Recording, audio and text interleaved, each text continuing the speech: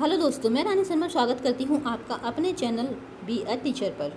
तो चलिए आज हम किसके बारे में पढ़ेंगे, रियल मीनिंग ऑफ एजुकेशन। आज हम समझेंगे कि एजुकेशन का असली मतलब क्या है और ये टीचर, पेरेंट्स सभी के लिए जानना बहुत ज़रूरी है। और हमारा एजुकेशन सिस्टम कैसा होना चाहिए ये भी हमें पता है तो अच्छी बात है, नहीं पता है तो पता होना चाहिए, because we are futures teacher. तो अब यहाँ क्या है, आज मैंने ना अल्बर्ट आइंस्टीन के कुछ कोट्स लिए हैं कि उनके अनुसार वो क्या सोचते थे, उनका क्या पर्सपेक्टिव था, मतलब उनके क्या इसके बारे में विचार थे, एजुकेशन के बारे में उनके क्या विचार थे, यानी दृष्टिकोण उनका। इनको दृष्टिकोण में देखते हैं कि क्या है शिक्षा, कैसी होनी चाहिए शिक्षा। तो सबसे पहले तो क्या है, उनका कोट था कि everybody is genius but if you जज a fish by its ability to climb a tree it will live with whole lifes that believing it's stupid. यहाँ बिलीव नहीं लिख पाया है। तो उनके अनुसार क्या है, दुनिया में हर इंसान जीनियस है और सच में है भी। भाई जिसने इतनी प्रगति की है, इतना सब कुछ बनाया है, तो इंसान नहीं बनाया है ना, तो जीनियस है तभी तो बना लिया। फिर लेकिन क्या होता है, जीनियस लोग भी उनकी पहचान नहीं हो पाती। उसका एक कारण ये है कि यहाँ जो कोट है वो उसके अनुसार वो ये कहना चाह रहे हैं कि यदि एक मछली से कोई कहे कि तुम पेड़ पर नहीं चढ़ सकती और वो भी ये सोचने लगे हाँ मैं पेड़ पे नहीं चढ़ सकती, मुझे कुछ आता ही नहीं है, मैं तो बेवकूफ़ हूँ, स्टूपिड हूँ, तो सच में वो कुछ नहीं कर पाएगी, वो पूरी ज़िंदगी ऐसे ही परेशान रहेगी। लेकिन यदि वो ये सोचे कि मैं पेड़ पे नहीं चढ़ सकती तो क्या है, मैं तो पानी में तो कई तरीके से तैर सकती हूँ ना, मेरे अंदर तैरने की क्षमता है और मैं कई तरीके से तैर सकती हूँ, तो मैं तैरने में ही माहिर हूँ। तो उसी तरह से इंसान को क्या है, अपनी पर्सनैलिटी टाइप समझना चाहिए कि वो क्या चीज़ अच्छे से कर सकता है। ज़रूरी नहीं कि आप जो चीज़ नहीं कर सकते उसको ही करने में अपनी ज़िंदगी खपा दो, फिर तो आप खुद भी परेशान, पेरेंट्स भी परेशान और आपको लाइफ में कुछ हासिल भी नहीं होगा।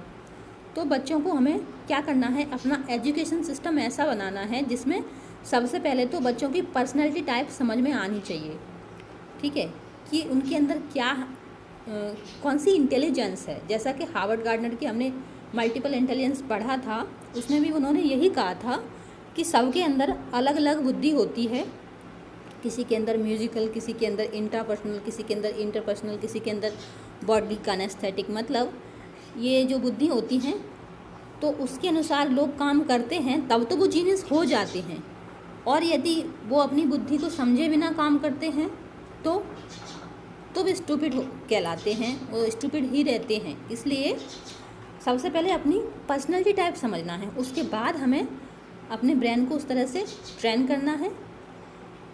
तो यही उद्देश्य होना चाहिए। फिर दूसरा कोट था कि education is not the learning of facts but the training of the mind do think. तो एजुकेशन का मतलब ये नहीं है कि हम फैक्ट्स को बस लर्न कर लें।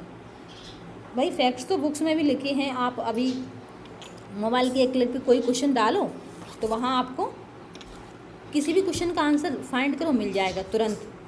और दिमाग में भी हम कितना सेव कर सकते हैं चीज़ें, सेव करेंगे तो दिमाग को भी कमांड देना पड़ेगा कि भाई ये इसका क्वेश्चन, तो वो भी देगा, कभी नहीं भी दे सकता है, हो सकता है ठीक से नहीं होगा तो, लेकिन कंप्यूटर तो दे ही देगा।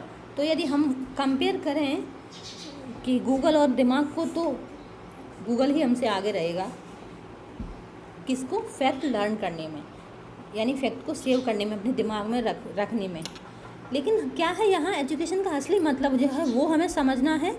और what the training of the mind do think, मतलब दिमाग को ऐसी ट्रेनिंग दी जानी चाहिए कि सोचना कैसे है। मान लीजिए जो ज्ञान है उसका प्रयोग कैसे करना है, ठीक है, किसी के पास इतना ज्ञान है, ठीक है, और वो यूज़ इतना करता है तो कोई मतलब नहीं है। लेकिन किसी के पास इतना ही ज्ञान है और उसको यूज़ इतना कर रहा है तो उसको जीनियस कहा जाएगा ना, है कि नहीं। इसलिए अपने दिमाग को ऐसी ट्रेनिंग देना है ताकि हम यूज ज़्यादा कर सकें। लाइफ में अगर कोई मुश्किल आती है, परेशानी आती है, बच्चों को कोई प्रॉब्लम आती है या आदमी को भी बड़े होके कोई समस्या आती है, तो उस समस्या से निकलना कैसे है, गूगल इस चीज़ का आंसर कभी नहीं देता। आप कभी किसी प्रॉब्लम में होते हैं तो आपको खुद ही अपने ब्रेन को इस तरह से ट्रेन करना है कि आप उसका सॉल्यूशन निकाल सकें, ठीक है। जिसका आंसर गूगल भी न दे सके, उसका आंसर अगर आपको देना आ गया ना, तब आप जीनियस हो और तब आपका ब्रेन मतलब ट्रेंड हो चुका है इस चीज़ के लिए। तो वो चीज़ आनी चाहिए। एजुकेशन सिस्टम में क्या है, हमें बच्चों को सिर्फ लर्निंग पे ही नहीं बल्कि इस चीज़ को सिखाना है कि सोचते कैसे हैं। यदि उनके अंदर सोचना कैसे है ये चीज़ डेवलप हो गई तो वो है रियल एजुकेशन, ठीक है। ये चीज़ होनी चाहिए और ये करनी कैसे है वो मैं अगले वीडियो में बताऊंगी। यदि आप चाहते हैं कि मैं ये बताऊं तो कमेंट बॉक्स में बताएं, मैं बताऊंगी। फिर क्या है, उनका ही एक और कोट है अल्बर्ट आइंस्टीन का। एक्चुअली पीछे कुछ चीज़ थी, मैं बता देती हूँ कि ये बात उन्होंने कब कही थी। तो आइंस्टीन का ये जो थॉट है वो कब था, जब वो उनकी शायद हिस्ट्री की क्लास थी, उनके टीचर ने पूछा था कि स्पेनिश और फ्रेंच की जो फर्स्ट वर्ल्ड वार हुआ था उसका सन बताओ। तो आइंस्टीन ने कहा कि सन तो मुझे याद नहीं है और मुझे लगता है कि सन याद करने की कोई ज़रूरत भी नहीं है। तो टीचर ने कहा, हालांकि वो टीचर बहुत गुस्सा हुआ था उस टाइम, कि फिर क्या याद करने की ज़रूरत है। टीचर आज भी ऐसे हैं, यदि उनका वो जो चाहते हैं बच्चे आंसर ना दें तो गुस्सा हो जाते हैं, लेकिन ऐसा नहीं करना चाहिए।